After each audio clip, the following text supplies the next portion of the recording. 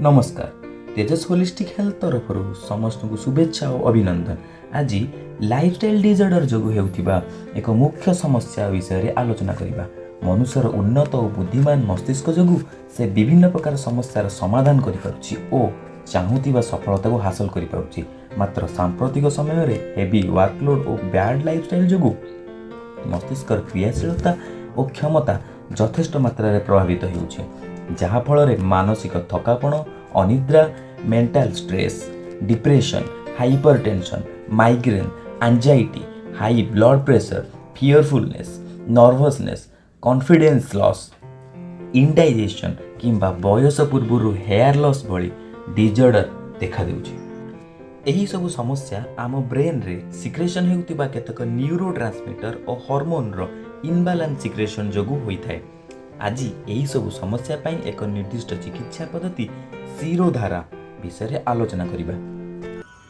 शिरोधारा चिकित्सा रे एक स्वतंत्र प्रक्रिया रे आम फरहेड बा मथार आज्ञाचक्र उपरे औषधीय तेलर धारा दिया जाइथाय।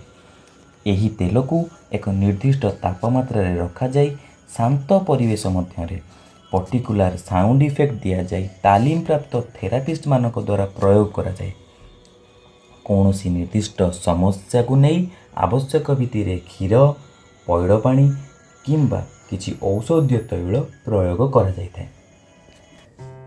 जेतेबेले मथार आज्ञाचक्र उपरे तैल धारा दिया जाइथाय आम हेयर रूट रे थिबा पोर्स बा छिद्र मध्य देई सेही निर्दिष्ट औषधीय तैल मस्तिष्क मध्य को जाइथाय।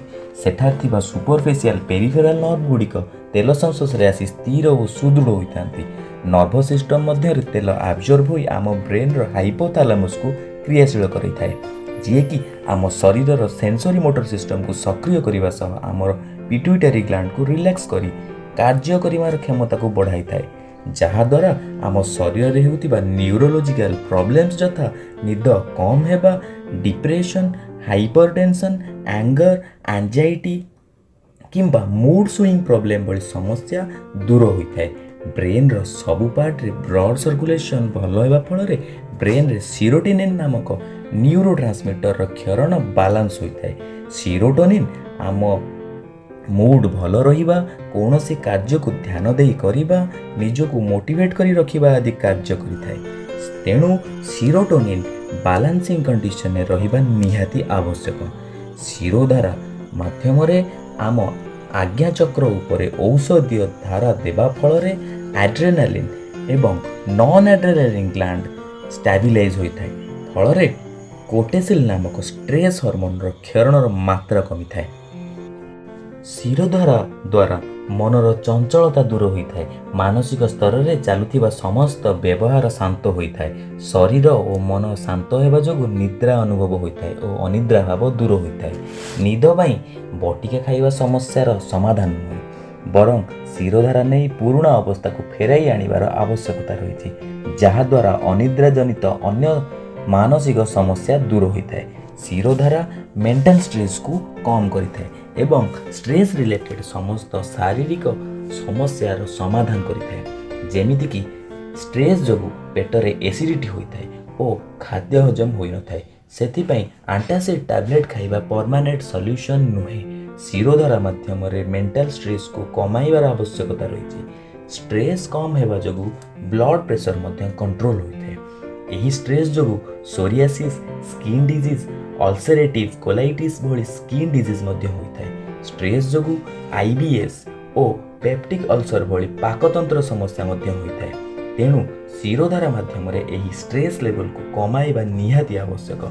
शिरोधारा माइग्रेन बा अर्धकपाल बिंधा पाई एक उत्तम चिकित्सा अटे। हेयर फॉल किंबा बाल सफा पड़ी जिबा भली समस्या शिरोधारा माध्यम रे समाधान होइथाय।